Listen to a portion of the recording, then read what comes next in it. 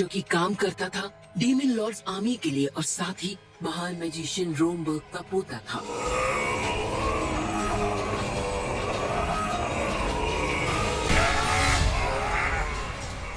Sir, हमें किले का दरवाजा तोड़ देना चाहिए। तो नेक काम में तेरे किस बात की? हाँ बिल्कुल, इसलिए मैंने अपना मोटा दिमाग लगाया और सेना को पहले ही तैयार कर दिया।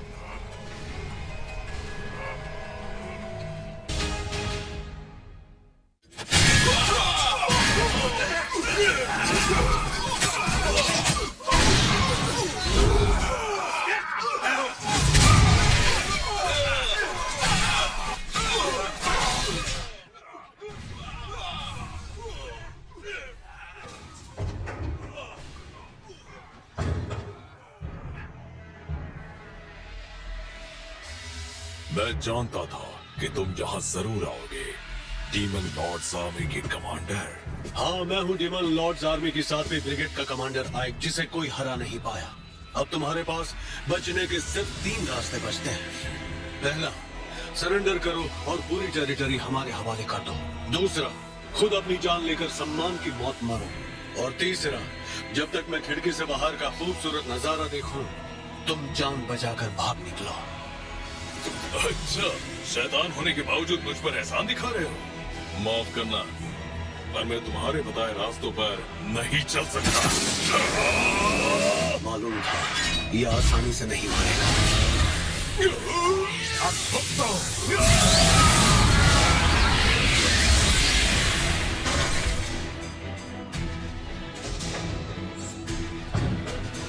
आइक सर, अब ठीक तो है?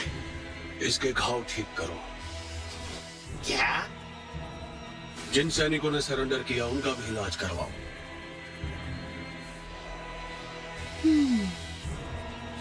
पलक झपकते ही आर्सेनम खत्म।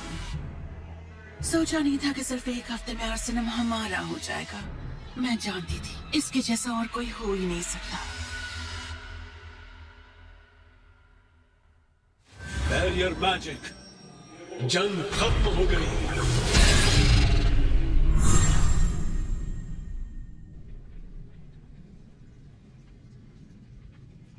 अगर मैं ये कहूं कि इतने लोगों को मौत के घाट उतारने का मुझे अफसोस नहीं, तो इससे बड़ा झूठ हो ही नहीं सकता। और वैसे भी मुझे जंग और लोगों का खून बहाने में खुशी नहीं मिली। वो इसलिए क्योंकि मैं भी एक इंसान हूं, ना कि एक शैतान। और मेरे गुरु रोमबर्ग एक महान जादूगर थे। गुरुजी सभी सभ्यताओं और ग्रंथों के ज्ञानी थे जो पहले कभी इस दुनिया में हुआ करती थी। उन्होंने मुझे अपनाया और इंसान होने के बावजूद भी उन्होंने मुझे सारी कलाएं सिखाई। गुरुजी ने मुझे हर तरह का ज्ञान और जादुई कला के बारे में बताया, लेकिन अपने आखिरी पलों में उन्होंने मुझे गौर देकर कहा कि उस खोई हुई सभ्यताओं के बारे में किसी को ना बताऊं, वरना तबाही मच जाएगी। एक और बात उन्होंने मुझसे कही। मेरी बात ध्यान से सुनना, चाहे जमीन आसमान एक हो जाए, ये पोशाक और मास्क कभी मत उतारना। तुम्हारी असली पहचान दुनिया के सामने आ गई तो डीमन लॉर्ड तुम्हें माफ नहीं करेंगे। ठीक है सर। ये कमरा यहाँ के हर कोने में ताकतवर जादू का खजाना है और मेरी इजाजत के बिना यहाँ कोई नहीं आ सकता। ये आवाज कैसी? ये क्या? अरे कब से यहाँ छिपी हुई हो? मुझे माफ कर दीजिए, मुझसे गलती हो गई। सच कह रहे हो, मैंने कुछ नहीं देखा। प्लीज मेरी जान मत लेना। पर तुम कौन हो? पहले मुझे माफ कर दीजिए। रोना तुम्हें नहीं, मुझे चाहिए। मैंने 20 सालों तक अपनी पहचान छुपाई और आज सब खत्म हो गया। क्या हुआ? किले के इर्द गिर्द कड़कड़ाती बिजली को देखकर डर गए? खैर कोई बात नहीं, जो भी हो तुम एक इंसान ही तो हो।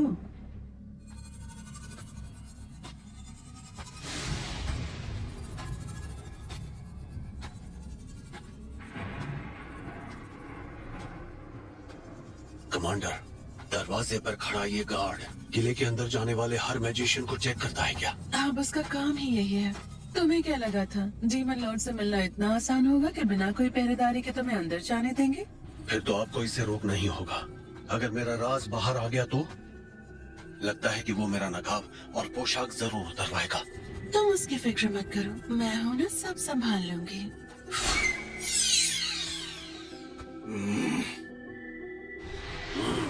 इतना शानदार जादू रोमबर्ग के पोते से इतनी उम्मीद कर सकते हैं। तुम मेरे दादाजी को कैसे जानते हो?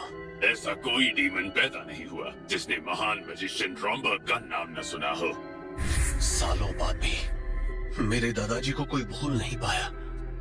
बातें करके वक्त जाया मत करो, डीमन लॉर्ड इंतजार कर रहे हैं। डीमन लॉर्ड का किला डोबरबर्ग बहुत ही बड़ा है। डीमन लॉर्ड की विशाल ताकत और जादुई शक्ति को दिखाने के लिए इसे ऐसा बनाया गया है। इसलिए ये जगह बहुत ही विशाल है, जहाँ से इस वक्त मैं चलकर जा रहा हूँ। कमांडर, उनके पास पहुँचने तक और कितना चलना होगा? बस पहुंच ही गए। तुम यही सोच रहे हो ना कि मेरी उड़ने वाली शक्ति आखिर तुम्हारे पास क्यों नहीं है? नहीं नहीं, ऐसा कुछ नहीं है। ये इन्हें कैसे पता चला? मैं हमेशा से चाहता था उड़ने वाली शक्ति मेरे पास भी हो। मैं जादू से ऐसा कर तो सकता हूँ, पर इतनी अच्छी तरह से कंट्रोल नहीं कर सकता। ज्यादा से ज्यादा बस ऊंची छलांग मार सकता हूँ।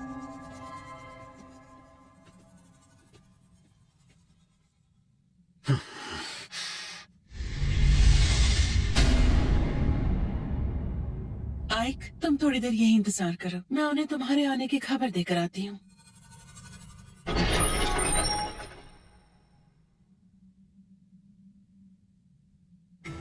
डेमन लॉर्ड डेरोकुटेन ने इंसानियत के खिलाफ जंग छेड़ दी है और साथ ही शैतानों को हर चीज में आगे कर दिया है।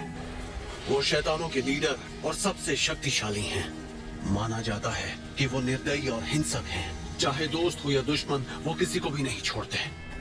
अगर उन्हें लगा कि कोई उनके काम का है, तो चाहे वो कमजोर हो या उसे जादू ना आता हो, वो उसका इस्तेमाल कर ही लेते हैं। उनके लिए सिर्फ काबिलियत मायने रखती है और इसी की नींव पर उन्होंने डीमन आर्मी खड़ी की। डीमंस की खासियत है कि वो किसी ऐरे गहरे के साथ काम नहीं करते। उनकी लड़ाई हमेशा खुद से होती है।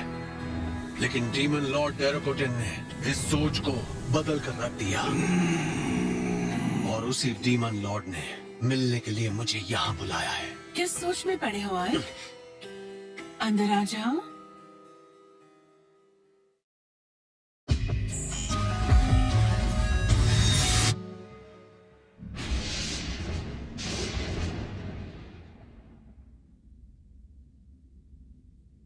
तो तुम ही हो वो आइक जो कमांडर सेफिरो के अंडर है? जी। अपना सिर ऊपर उठाओ। जी। मेरे किले में तुम्हारा स्वागत है। ये क्या, डीमन लॉर्ड एक लड़की है? मैंने तुम्हारी ऐतिहासिक जीत के बारे में सुना कि 1 हफ्ते में तुमने आर्सेनम पर कब्जा कर लिया। जी, मैंने बस वही किया जैसा मुझे कहा गया। इसका पूरा श्रेय सेफिरो मैम को जाता है। अरे वाह, सोचा नहीं था कि तुम इंसानों की तरह भावुक निकलोगे। ये क्या, कहीं मैं पकड़ा तो नहीं गया? ये महान मैजिशियन रोमबर्ग का पोता है, जिन्हें जादुई दुनिया में गार्डियन ऑफ हेल का दर्जा दिया गया है। ओह, तो ये बात है। ये महान रोमबर्ग का पोता है, शायद इसलिए ये इतना विनम्र है और इसकी सोच भी काफी दूर की है। इसीलिए तो इसने लोगों को जान से नहीं मारा और ना ही उनके लीडर को मारा। इंसानों की जान लिए बिना ही इसने आर्सेनम पर कब्जा कर लिया। मुझे जीरोन की बात सुन लेनी चाहिए थी। उनके लीडर को सबके सामने मारकर बिल्कुल एक शैतान की तरह पेश आना चाहिए था, ताकि इन्हें मुझ पर शक ना हो। नहीं, मैं इंसान हूँ, मैं ऐसा नहीं कर सकता। लेकिन मेरी पहचान सामने आ गई तो। डीमन लॉर्ड, अगर आपकी इजाजत हो तो मैं कुछ कहना चाहता हूँ। हाँ जरूर। शुक्रिया, क्योंकि हम इंसानों को डरा कर रखते हैं, इसलिए वो हमारी बात नहीं सुनते और आज तक हमेशा ऐसा ही होता आया है। अगर हम इस बात पर गौर करें कि जब जब डीमंस द्वारा लीडर्स को मारा गया या फिर जब जब लीडर्स को जिंदा छोड़कर अपनी गद्दी को ही संभालने दिया गया, उससे साफ होता है दोनों ही हालातों में हमारी आर्मी के लिए कौन सी चीज फायदेमंद है। लगता है ये रोमबर्ग की सोच है ना? जी हाँ, डीमन लॉर्ड डेरोकुटेन।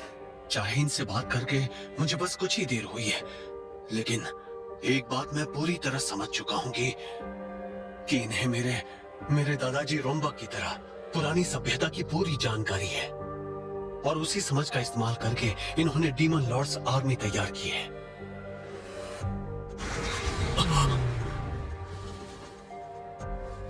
ये बात तो साफ हो गई कि तुम बाकी डीमन से बहुत अलग हो और अगली बार मैं तुम्हारे मास्क के पीछे छिपे चेहरे को देखना चाहूंगी। उम्मीद है कि तुम ऐसे ही काम करते रहोगे पूरी ताकत से। उठो। मुझे माफ कर दीजिए, मुझे माफ कर दीजिए प्लीज, मुझे जान से मत मारिएगा, मुझे गलती हो गई। आप जो कहेंगे मैं करूंगी, बस मुझे जान से मत मारिएगा, मुझे मारिएगा मत। अरे रोना बंद करो, मैं तुम्हें मारूंगा नहीं। नाम क्या है? 13। ये कितना अजीब नाम है। गुलामों को हमेशा नंबर से ही बुलाया जाता है, पर मॉम मुझे साथ ही बुलाती थी जो मुझे बहुत पसंद था। ठीक है, लेकिन ये तय हो गया कि मैं तुम्हें यहाँ से बाहर नहीं जाने दूंगा। तुम्हें मेरा राज पता चल गया। मैंने कुछ भी नहीं देखा, मैं किसी को कुछ नहीं कहूंगी, मैं इस राज को राज बना कर रखूंगी। हाँ ठीक है, मैं समझ गया, लेकिन बदले में तुम्हें आपसे यहीं रहकर मेरे लिए काम करना होगा। तुम चाहो तो बेशक मना कर सकती हो, अगर पसंद नहीं आता। थैंक यू सो मच मुझे अपने साथ रखने के लिए। ठीक है, डील पक्की।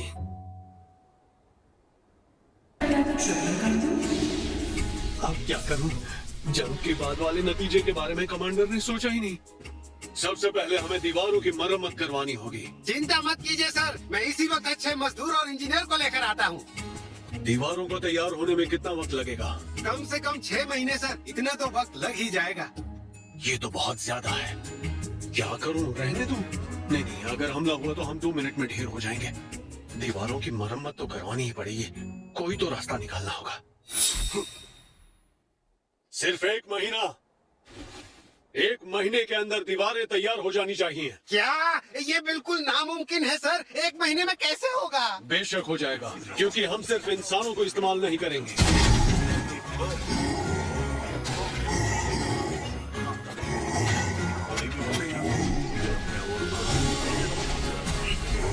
ऐसा पहली बार देख रहा हूँ जब इंसान और शैतान एक साथ काम कर रहे हैं। ऐसा नजारा पहले कभी नहीं देखा। आहिक सर के सोचने का तरीका सबसे अलग है। उन्होंने सबको 8 घंटों की शिफ्ट में बांट दिया ताकि काम 24 घंटे चलता रहे, और उनके जोश को बनाए रखने के लिए वो सबको पैसे भी दे रहे हैं। ये तो मानना पड़ेगा, आहिक सर जीनियस हैं। अब समझ आया लोग इन्हें डीमन लॉर्ड आर्मी का बेहतरीन लीडर क्यों कहते हैं। देख क्या रहे हो? चलो पीछे हटो। शक्ति अपना असर दिखाओ।